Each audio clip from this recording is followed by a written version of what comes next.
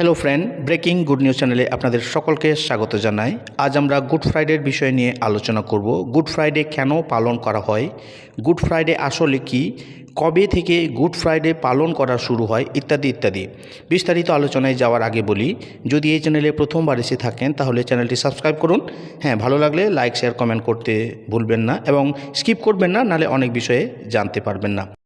আর হ্যাঁ, আপনি যদি খ্রিস্ট বিশ্বাসী হন তাহলে অবশ্যই প্রভুর গৌরবার্থে চ্যানেলটি সাবস্ক্রাইব করে আমেন লিখে লাইক শেয়ার করে দিন, যেন প্রভুর বাক্য প্রত্যেকটা মানুষ জানতে পারে। চলুন শুরু করা যাক। যিশুর ক্রুশীয় মৃত্যু পাপীদের জন্য পরিত্রাণ, এই বিষয় নিয়ে আমরা আজ শুনবো বা বলবো। তাই পবিত্র শাস্ত্র থেকে যে অংশটি নেওয়া হয়েছে, যোহন লিখিত সুসমাচার তার 3 অধ্যায় 16 এবং 17 পদ, সেখানে এরূপ লেখা রয়েছে, কারণ ঈশ্বর জগৎকে এমন প্রেম করিলেন যে আপনার একজাত পুত্রকে দান করিলেন, যেন যে কেহ তাহাতে বিশ্বাস করে সে বিনষ্ট না হয় কিন্তু অনন্ত জীবন পায়। কেননা ঈশ্বর জগতের বিচার করিতে পুত্রকে জগতে প্রেরণ করেন নাই, কিন্তু জগৎ যেন তাহার দ্বারা পরিত্রাণ পায়। যেভাবে আমি আগে বললাম, আজ আমরা গুড ফ্রাইডের বিষয় নিয়ে আলোচনা করব বা শিখব। পবিত্র বাইবেলে কোথাও গুড ফ্রাইডের অনুষ্ঠান বলে উল্লেখ বা গুড ফ্রাইডে পালন করার বিধি বিষয় নিয়ে কোনো জায়গায় উল্লেখ নেই। তাহলে কেন আমরা গুড ফ্রাইডে পালন করি বা করব? গুড ফ্রাইডে আসলে কি? গুড ফ্রাইডে সহজ বাংলা ভাষায় যদি বলা হয় তাহলে গুড ফ্রাইডে হলো ভালো শুক্রবার বা উত্তম শুক্রবার, আবার অনেকে পূর্ণ শুক্রবার বলেন। যীশু খ্রিস্টকে যেদিন ক্রুশ কাস্টে বিদ্ধ করা হয়েছিল সেই দিনটিকে গুড ফ্রাইডে বলা হয়, কারণ এই দিন যীশু পাপী মানুষের জন্য ক্রুশে মৃত্যুবরণ করেছেন।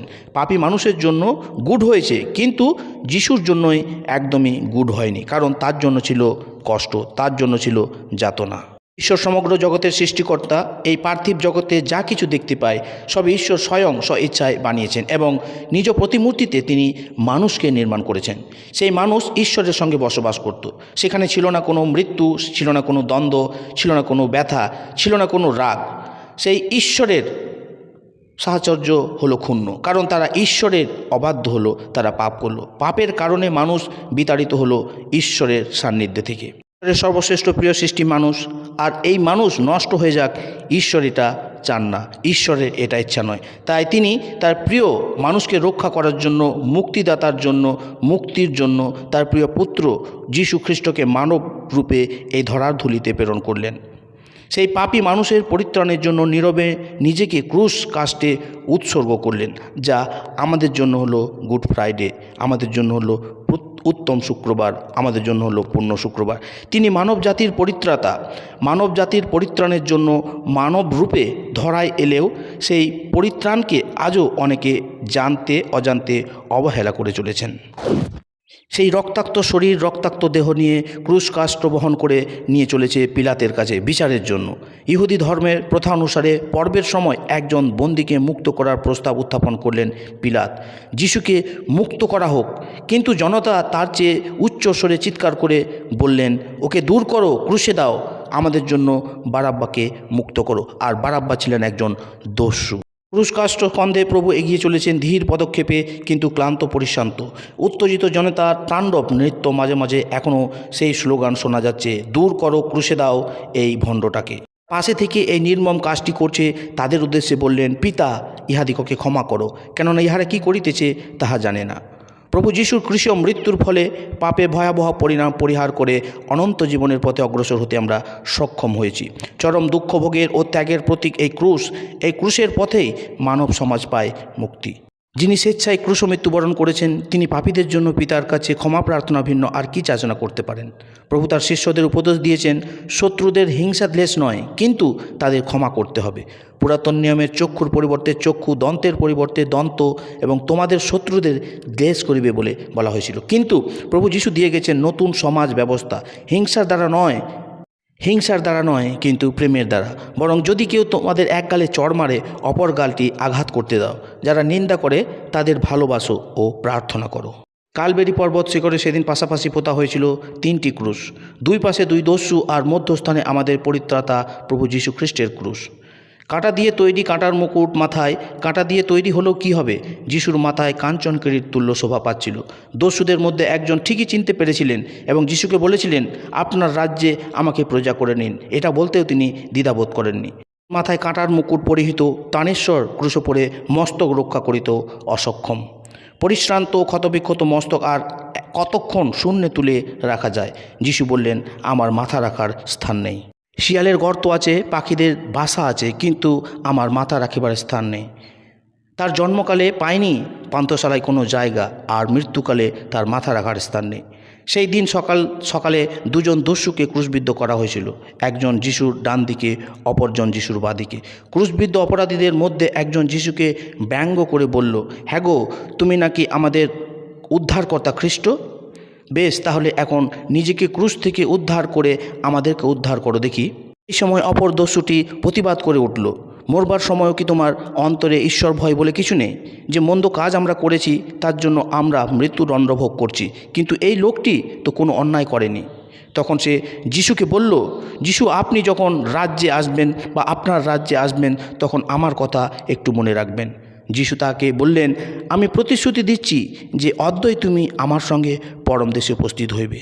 ক্রুশের পাশেই গর্ভধারণী স্নেহময়ী প্রতিপালনকারী মা দাঁড়িয়ে সচক্ষে দেখছেন এই নৃশংসক দৃশ্য। সেই সময় যিশু বলে উঠলেন, হে নারী, ওই দেখো তোমার পুত্র, ওই দেখো তোমার মাতা। তিনি যিশুর মা হলেও কী হবে? এক মুহূর্তের জন্য তিনি ভোলেননি যিশুর অলৌকিক জন্মের কথা, ভোলেননি স্বর্গদূতের দর্শন ও বাণী। তোমার গর্ভে যে পবিত্র শিশুটি জন্মাবে সে হবে পাপীদের পরিত্রাতা। আজ পৃথিবীতে অনাথ অসহায় পুত্র কন্যার অভাব নেই। নিজেদের ছেলে মেয়েদের যত্ন নেওয়া নিশ্চয়ই মায়েদের প্রধান কর্তব্য। পুত্রহারা মায়েদের দিশেহারা না হয়ে তাদের বুক ভরা ভালোবাসা নিঃশেষে বিতরণ করতে হবে অপর সন্তানদের। অনেক বিধবা মায়েরা আছেন যারা অসহায়, নিরাশ্রয়। কে এগিয়ে আসবেন আজ দরিদ্র, অসহায় ও নিরাশ্রয় বিধবা মায়েদের চোখের জল মুছিয়ে দিতে? স্বামীহারা, পুত্রহারা মায়েদের মুখে হাসি ফোটাতে? বেলা তখন দ্বিপ্রহর। আশ্চর্যভাবে কোথায় থেকে নেমে এলো অস্বাভাবিক নিবিড় অন্ধকার। তখন যিশু বলে উঠলেন, এলি এলি লামা সবক্তানি, অর্থাৎ ঈশ্বর আমার, তুমি কেন আমায় পরিত্যাগ করিয়াছ? এই কথা শুনে খ্রিস্ট বিরোধীরা বলেন যে তিনি ঈশ্বর নন, তিনি একজন মহাপুরুষ ছিলেন। ঈশ্বর তার পুত্র মানব যিশুকে ক্ষণকালের জন্য ত্যাগ করলেও ঈশ্বর যিশুকে যে পরিত্যাগ করেননি তার সর্বশ্রেষ্ঠ প্রমাণ যিশুর পুনরুত্থান। যিশু পাপী নন, তিনি পাপ বহনকারী পরিত্রাতা। মানবের পাপ এখন নিষ্পাপ ঈশ্বরের পুত্রের পবিত্র মস্তকে অর্পিত হলো। জাতি, বর্ণ, ভাষা নির্বিশেষে খ্রিস্টের ক্রুশ মানুষের সঙ্গে মানুষের মহামিলনের তীর্থস্থান। সকলকে এই মিলন উৎসবে সামিল হওয়ার জন্য আকুল আবেদন জানাচ্ছেন পেরেকবিদ্ধ দুই বাহু প্রসারিত করে। খ্রিস্টের রক্ত সর্বজাতির মানুষকে এক ও অভিন্ন ঈশ্বরের পরিবারভুক্ত সন্তান করে তুলেছে। ইহুদি ও অইহুদির মধ্যে ভিন্নতার যে ঘৃণার প্রাচীর ছিল সেটা ভেঙে ফেলে উভয়ের মধ্যে মিলন করে দিয়েছেন, এখন এক পরিবারভুক্ত করেছেন। তিনি তার পরিচর্যার জীবনের শুরুতে হয়েছিলেন ক্ষুধায় কাতর, তিনি এখন সেই জীবনের শেষে হলেন পিপাসায় ক্লিষ্ট। আমার পিপাসা পাইয়াছে। একসময় তিনি যিহুদিদের মহোৎসবের দিনে উচ্চস্বরে ঘোষণা করেছিলেন, তোমাদের মধ্যে কেহ যদি তৃষ্ণার্ত থাকে সে আমার কাছে এসে জল পান করুক। এবং তিনি বলতেন, যারা আমাকে বিশ্বাস করে তারা কখনো তৃষিত হবে না। আজ তিনি হলেন প্রাণান্তকর পিপাসার শিকার। তবে কি জীবন জলের উৎস শুষ্ক হয়ে গেছে? খ্রিস্টের এই সকল দাবি কি সত্য নয়? জীবন জলের উৎসই তো এই ক্রুশ। প্রভু যিশু পবিত্র রক্তই তো ঈশ্বর দত্ত স্বর্গীয় পানি। তবে তার এই পিপাসার কারণ কি? কিসের এই পিপাসা? তাহলে কি দৈহিক পিপাসা? আমার পিপাসা পাইয়াছে, আর সহ্য হয় না এই ভীষণ যন্ত্রণা, আমার পিপাসা পাইয়াছে, তোমরা আমায় একটু জল দেবে। তাহলে কি আত্মিক পিপাসা? হ্যাঁ, মানব আত্মার পিপাসা, ঈশ্বরকে পাওয়ার চিরন্তন পিপাসা, ঐশ্বরিক পিপাসা, ঈশ্বরের অন্তরে নিদারুণ ব্যথার বহিঃপ্রকাশ। যারা আজ ঈশ্বর থেকে হারিয়ে আছে সেই অপব্যয় পুত্র কন্যাদের ফিরে পাওয়ার পথ চেয়ে আজও ঈশ্বর অধীর অপেক্ষায় রয়েছেন। এদন উদ্যানে মানুষ হারিয়ে যাওয়ার পর থেকেই তিনি নিদারুণ পিপাসায় ক্লিষ্ট। এই তো তার হারিয়ে যাওয়ার দিশেহারা নরকগামী মানুষের আত্মাকে জয় করার অনন্ত তৃষ্ণা। এত তীব্রতার পিপাসা ৯৯টি মেষ ছেড়ে তিনি একটি মাত্র হারানো মেষের অন্বেষণে ছুটে বেড়ায়। প্রভু বলছেন, আমার পিপাসা পাইয়াছে। আপনি কি এরপরও নির্বাক নিশ্চিন্তে বসে থাকবেন? পিপাসিত প্রভুর মুখে যদি এক বিন্দু জল আপনি তুলে দিতে না পারেন তাহলে আপনার জীবন বৃথা। পাপের নিন্দা, নিরাশ, অপমান, অশান্তির সমস্ত গরল তিনি নিঃশেষে পান করেছেন, যেন আমাদের তা পান করতে না হয়। তারপর যিশু বললেন, সমাপ্ত হইল। কি সমাপ্ত হইল? মানুষের কাছে ঈশ্বরকে প্রকাশ করার কাজ সমাপ্ত হইল। ঈশ্বরের সাথে মানুষের মিলনের কাজ সমাপ্ত হইল। পাপী মানুষের পরিত্রাণের কাজ সমাপ্ত হইল। ঈশ্বরের সাথে মিলনের আত্মিক সেতু নির্মাণের কাজ সমাপ্ত হইল। স্বর্গে যাওয়ার স্বর্গ নিমিত্ত একমাত্র সেতু সৃষ্টির কাজ পরিসমাপ্ত হলে ঈশ্বর বিশ্রাম করেছিলেন। ইসরায়েল জাতিকে একটি বিশ্রাম দেশ দেওয়ার প্রতিশ্রুতি দিয়েছিলেন, কিন্তু তারা সেই বিশ্রাম স্থানে প্রবেশ করতে পারেনি। না পারার কারণ তারা ঈশ্বরের অবাধ্য হয়েছিল বলেই তারা ব্যর্থ হয়েছিল। কিন্তু যিশু বলছেন, হে পরিশ্রান্ত ভারাক্রান্ত লোক সকল, তোমরা আমার কাছে আইসো, আমি তোমাদেরকে বিশ্রাম দেব। পিতার হাতে তার আত্মসমর্পণ করে সেই বিশ্রাম স্থানে প্রবেশ করলেন।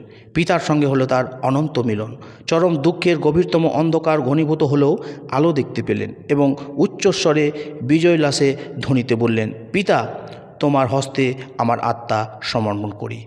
পিতার কাছে যাওয়ার পথ তো যিশু বলেছেন, আমার মাধ্যম ব্যতীত কেউ ঈশ্বরের কাছে যেতে পারে না।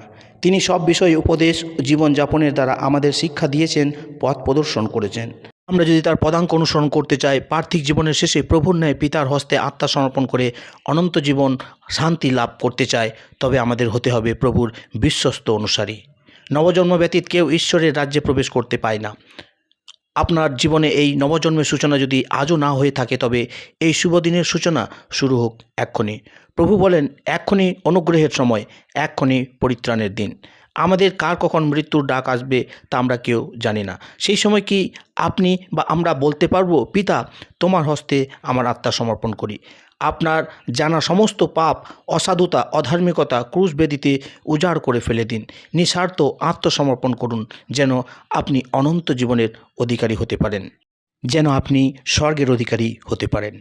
এই ছিল প্রভুর সংক্ষিপ্ত বাক্য। প্রভুর বাক্যটি যদি ভালো লেগে থাকে তাহলে অবশ্যই একটি লাইক, একটি শেয়ার করে দেবেন। প্রভু আপনাদের সকলের সহবর্তী হোক। প্রভু আপনাদের সকলকে আশীর্বাদ করুক। সকলকে জয় যিশু।